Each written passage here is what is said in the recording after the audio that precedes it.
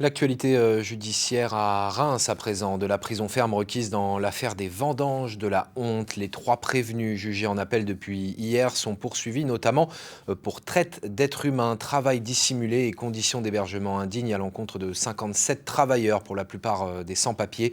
Le parquet général a requis des peines identiques à celles prononcées en première instance. Le récit d'Annabelle Ligier et Ophélie Perroux.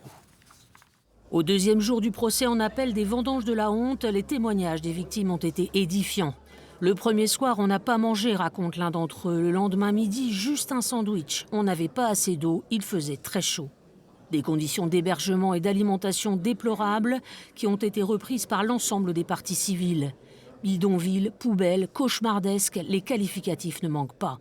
Tout cela dans un système très organisé, depuis le recrutement, porte de la Chapelle à Paris, jusqu'au hangar où ils étaient logés et dormaient à même le sol. Il y a surtout un système qui exploite une situation, qui exploite des gens qui sont en situation de précarité extrême, des gens qui sont en quelque sorte des miséreux, qui sont dans une situation de détresse et que l'on va en fait encore accroître via les conditions dans lesquelles on les traite.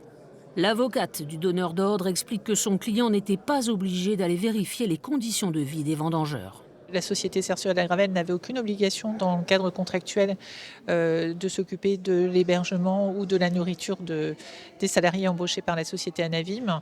Donc à partir de là, effectivement, il ne s'est pas davantage interrogé dans la mesure où aucune obligation ne pesait sur cette société. L'avocate générale, dans son réquisitoire, a demandé la confirmation des peines prononcées en première instance. 4 ans de prison, dont 2 fermes pour la gérante de la société de prestation de services, 3 ans et 2 ans de prison pour les recruteurs et une lourde amende pour le donneur d'ordre. Tous les défenseurs des prévenus ont demandé leur relax. L'arrêt a été mis en délibéré au 4 mars prochain.